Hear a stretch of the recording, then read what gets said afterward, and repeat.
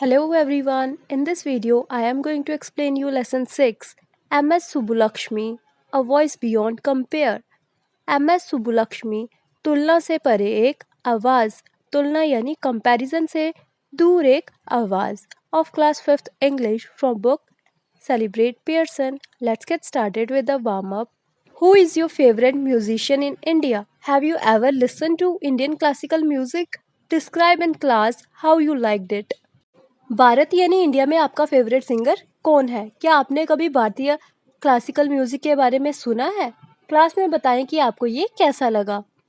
If there is one voice that's synonymous with Carnatic music, it's the flawless voice of मधुरे Shanmukh विद्वु Subbulakshmi. Synonymous होता है word having same meaning, मतलब वो word जिसका एक जैसा सेम मतलब हो. फ्लॉलेस होता है परफेक्ट. अगर कोई एक आवाज़ है जो कर्नाटक म्यूज़िक में सबसे साइनोनिमस है, सेम है, तो वो है मधुरे षणमुख विद्वु सुब्बुलक्ष्मी की बहुत ही परफेक्ट आवाज़.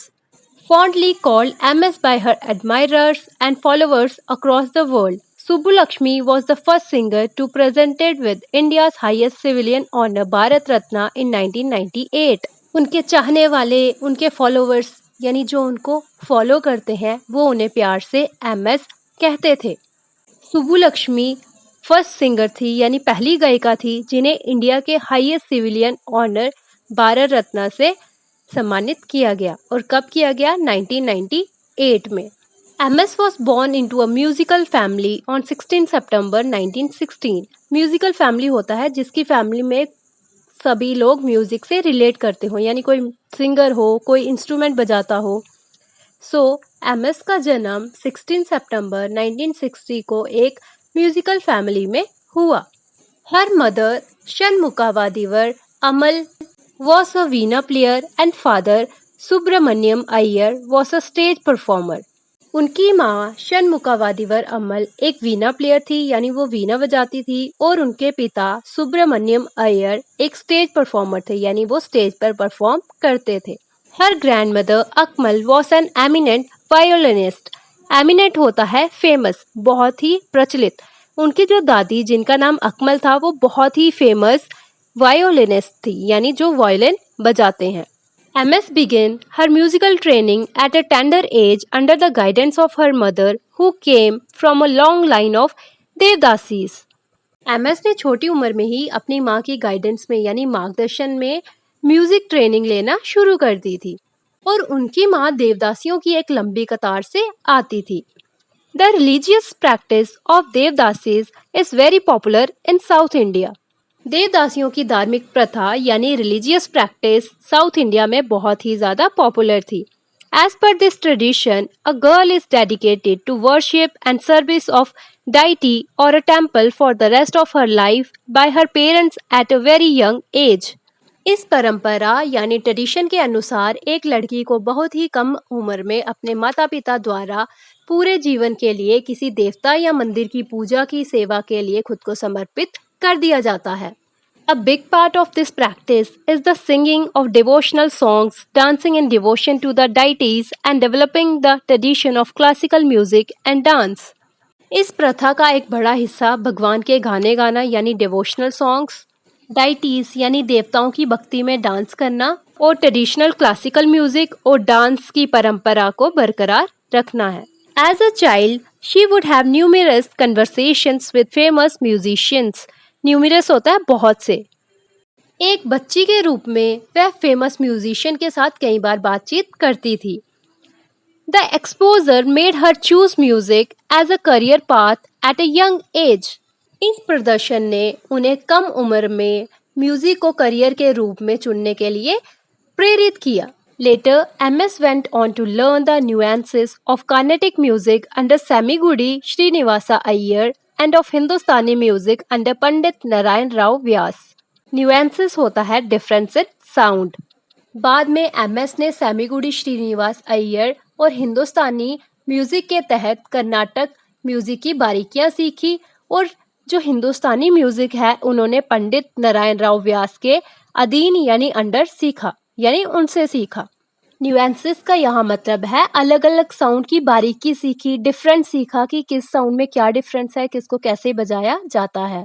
Subbulakshmi's first public performance was at Tiruchirappalli's famous Rockfort Temple. Subbulakshmi का पहला पब्लिक परफॉर्मेंस तिरुचिरापल्ली के फेमस प्लेस रॉकेट फोर्ट मंदिर में था।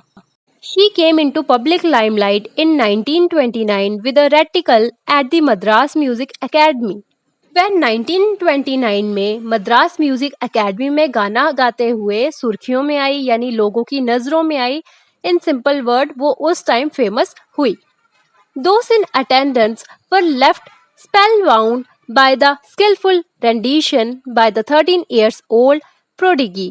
रेंडिशन होता है परफॉर्मेंस देना सॉन्ग की या फिर किसी म्यूजिक की, और प्रोडिगी होता है एक जवान पर्सन जिसमें स्किल होते हैं और जो उसकी एज के अकॉर्डिंग उसके लिए अच्छे होते हैं, प्रॉफिटेबल होते हैं। 13 इयर्स की एज में लोग उनकी इतनी अच्छी परफॉर्मेंस, उनकी जो प्रतिभा को देखकर उनके लिए बहुत ही ज़्यादा एक्साइटेड हो गए, उनके तरफ अपना इंटरेस्ट जो है वो ज़्यादा दिखाने लगे।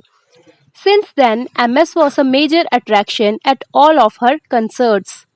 तब से MS उनकी सभी म्यूजिक समारोह जो इवेंट्स होते थे यानी कंसर्ट होते थे उनमें एक प्रमुख आकर्षण बन गई थी। यानी 13 इयर्स की एज में जब वो काफ़ी ज़्यादा फेमस हुई, लोग उनको जानने लगे, लोग उनके म्यूज़िक को पहचानने लगे, उस टाइम के बाद वो इतनी ज़्यादा फेमस हो गई कि लोग जो कॉन्सर्ट्स यानी इवेंट्स में जाते थे तो वो उनकी ही आवाज़ सुनने के लिए जाते थे। MS was a regular representative of India at global music festivals. Global music festival यानी कि वर्ल्ड वाइज जो भी म्यूजिक का इवेंट, कंसर्ट, फेस्टिवल होता था, MS वहाँ पे एक रेगुलर रिप्रेजेंटेटिव बन गई थी भारत की, जो इंडिया की तरफ से किसी भी कंट्री में जाती थी और वहाँ पे सिंगिंग करती थी।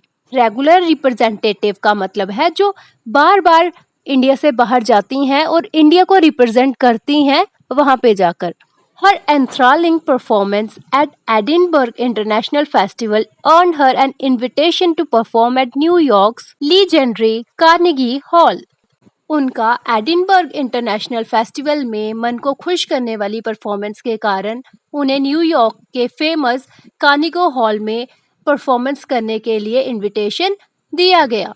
In 1982, she showcased her talent at the famous Royal Albert Hall in London. 1982 में उन्होंने लंदन के फेमस रॉयल अल्बर्ट हॉल में अपने टैलेंट को दिखाया। Over the years, she became a touch bearer of Indian classical music. Touch bearer यानी मार्गदर्शी जो दूसरों को रास्ता दिखाता है। इन कुछ बीते सालों में वो इंडियन क्लासिकल म्यूजिक की मार्गदर्शी बन गए, यानी लोग उनसे प्रेरित होने लगे, कुछ सीखने लगे। She was the first Indian musician to win the Ramon Magsaysay award and the first Indian to perform at the United Nations General Assembly in 1966, where she performed her rendition of Maitreya Bharata, invoking hope and peace among nations. वह Ramon Magsaysay पुरस्कार जीतने वाली पहली Indian musician थी और 1966 में United nation general assembly में perform करने वाली पहली इंडियन यानी भारतीय, जहां उन्होंने नेशंस के बीच होप और पीस यानी आशा और शांति को जगाते हुए मैत्रेय बरता का गाना प्रेजेंट किया। सुब्बुलक्ष्मी's true versatility came to the fore as she tried her hand in films. फिल्मों में हाथ आजमाते ही सुब्बुलक्ष्मी का असली टैलेंट सामने आ गया। She debuted as an actress in 1938's critical acclaimed film सेवा सदनम। उन्होंने 1938 क्रिटिकल एक्लेम्ड फिल्म सेवा सदनम में एक एक्ट्रेस के रूप में शुरुआत की।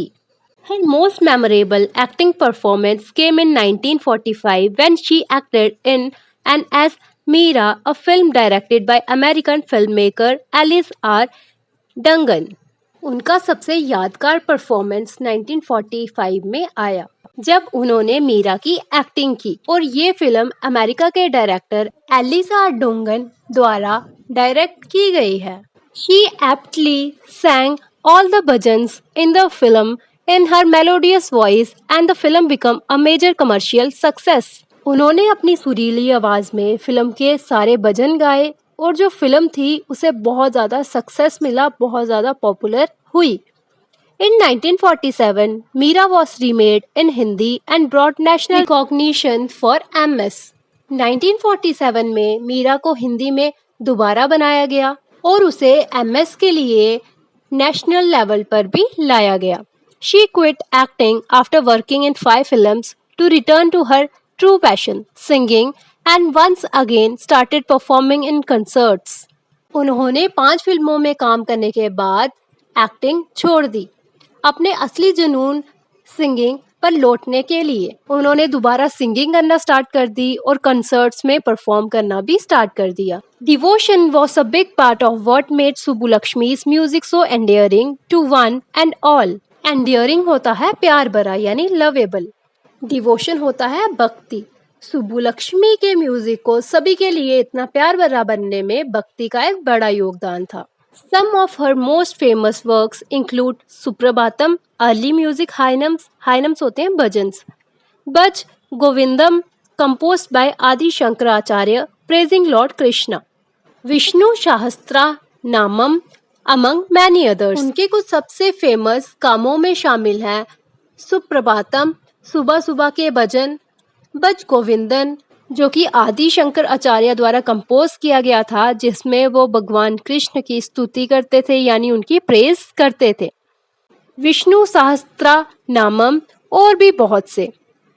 हर moving rendition of Vaishnava Janato was known to bring tears to anyone who heard her. Vaishnava Janato की उनकी प्रस्तुति उसे सुनने वाले किसी भी व्यक्ति की आंखों में आंसू लाने के लिए जानी जाती थी। The great talent that MS possessed brought her hundreds of fans. MS की महान प्रतिभा यानी टैलेंट के कारण उनके सैकड़ों फैंस थे। Her most famous fan was perhaps Mahatma Gandhi, who once said that he would rather hear Subbulakshmi's than anyone else. उनके सबसे फेमस फैन शायद महात्मा गांधी थे, जिन्होंने एक बार कहा था कि वह किसी और की तुलना में सुब्बुलक्ष्मी को सुनना पसंद करेंगे। While Jawaharlal Nehru called her the queen of music, Hindustani music legend उस्ताद बड़े Ghulam Ali Khan defined her as the goddess of perfect note। जहां पंडित जवाहरलाल नेहरू ने उन्हें संगीत की रानी कहा यानी क्वीन ऑफ म्यूजिक, वहीं हिंदुस्तानी म्यूजिक के लीजेंड उस्ताद बड़े गुलाम अली खान ने उन्हें परफेक्ट नोट की देवी यानी गॉडेस ऑफ परफेक्ट नोट के रूप में डिफाइन किया। Apart from donating most of her prize money to charity, MS performed in over 200 charity concerts। अपनी प्राइज मनी दान में देने के अलावा, दान यानी चैरिटी में देने के अलावा MS ने 200 से ज़्यादा चैरिटी कॉन्सर्ट्स में परफॉर्म भी किया। Over her long and illustrious career, she recorded several best-selling albums that royalties of which she often donated to charities। illustrious होता है बहुत ज़्यादा पॉपुलर और बहुत ज़्यादा सराहने वाला। रॉयल्टीज होता है वो कुछ पैसा जो किसी ने बुक लिखकर या फिर म्यूजिक सुनाकर कमाया हो। अपने लंबे और शानदार करियर के दौरान उन्होंने अपनी सबसे अधिक बिकने वाली एल्बम रिकॉर्ड किए, जिनकी रॉयल्टी वह अक्सर चैरिटी में दे दिया करती थी। यानी उनके जो सबसे ज़्यादा बिकने वाले एल्बम्स थे, उनसे जो उनको पैसा मिलता था वो उन्हें रॉयल्टीज़ में दे दिया करती थी, यानी कि डोनेशन में दे दिया करती थी, चैरिटी में दे देती थी। MS was a prodigious talent and had a gift for languages and sang in Telugu, Sanskrit and Kannada as naturally as in her native Tamil। प्रोडिगियस को आप बहुत ज़्यादा या फिर पावरफुल भी कह सकते हो। MS जो थी वो बहुत ज़्यादा टैलेंटेड थी और उनमें अपनी लैंग्वेजेस के लिए भी टैलेंट था, यानी कि अपनी भाषाओं के लिए भी उनमें टैलेंट था और उन्होंने अपनी जो नेटिव लैंग्वेज थी तमिल की तरह ही तेलुगु, संस्कृत और कन्नाडा में भी गाया था। She also had a repertoire of well over 2500 songs. Repertoire होता है लिस्ट ऑफ सॉन्ग्स या फिर पीस ऑफ म्यूजिक जो किसी परफॉर्मर या फिर पार्टिसिपेंट ने परफॉर्म करना हो। उनके पास 2500 से अधिक गानों का भंडार भी था। Sadly, after the death of her husband, Sadasivam, in 1997, MS stopped all her public performances। अफसोस की बात है कि 1997 में अपने पति सदाशिवम की मृत्यु के बाद एमएस ने अपनी सभी परफॉर्मेंसेस देना बंद कर दी। शी हैड नो चिल्ड्रन, उनकी कोई भी संतान नहीं थी, यानी उनका कोई भी बच्चा नहीं था। MS Subbulakshmi died on 11 December 2004 after a brief illness। Brief होता है शॉर्ट, तो कुछ समय बीमार रहने की वजह से एमएस सुब्बुलक्ष्मी की 11 दिसंबर 2004 में डेथ हो गई। Anyone who heard Subbulakshmi in her prime will attest it was a divine voice beyond compare. जिस किसी ने भी सुब्बुलक्ष्मी को उनके प्राइम टाइम यानी उनके समय सुना है तो वो शो कर सकता है, यानी अटेस्ट कर सकता है, बता सकता है कि ये तुलना के परे एक डिवाइन आवाज़ थी, यानी दिव्य आवाज़ थी। कि एमएस सुब्बुलक्ष्मी की ऐसी आवाज़ थी कि उनकी आवाज़ का कंपैरिजन कोई और किसी और की आवाज़ से नहीं कर सकता, ये सबसे परे थी। Hope you understand well. Check out playlist class 5th English for more such topics related to your book, and don't forget to like, subscribe and share. Thanks for watching.